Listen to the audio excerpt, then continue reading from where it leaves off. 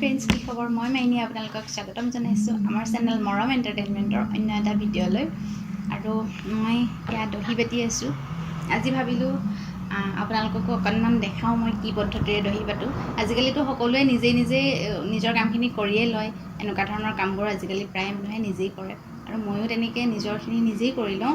আৰু আজি ভাবিলোঁ আপোনালোকক দেখাওঁ মই কেনেকৈ দহি বাতোঁ।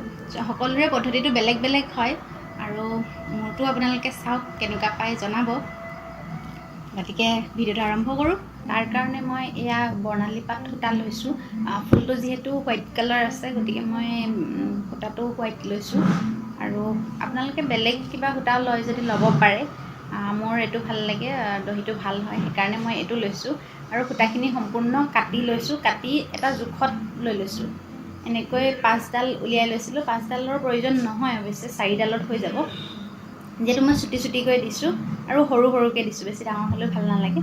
আৰু এটা বেজি লাগিব আৰু যিটো কালাৰৰ দহি বাতিম সেইটো কালাৰৰ এটা গুলিৰ প্ৰয়োজন হ'ব। আৰু মই এয়া 4ডালকৈ সূতা বেজিটোত ভৰাই লৈছোঁ। কিমান দূৰত দিয়ে সেইটো আপোনালোকে নিজৰ কথা। মই 2 আঙুল জোখ এটা লৈ লৈছোঁ।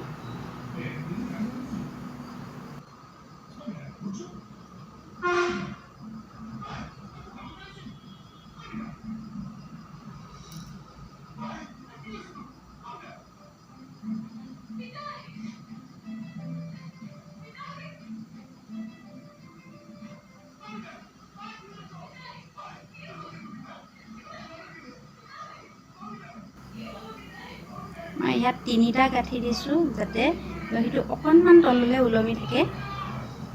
1 বা 2টাও দিব পাৰি, তেতিয়া বৰকৈ এইটো লৰচৰ নকৰে। 3টা দিলে এইটো লৰচৰ কৰি থাকে, দেখি ভাল লাগিব।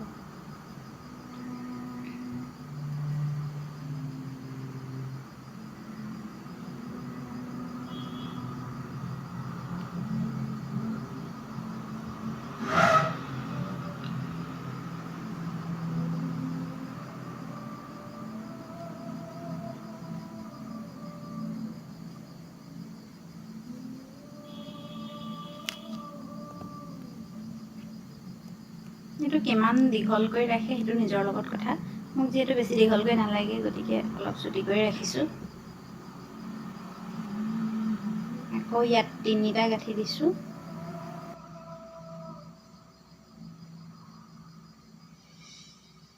আৰু কিছুদিনৰ পিছত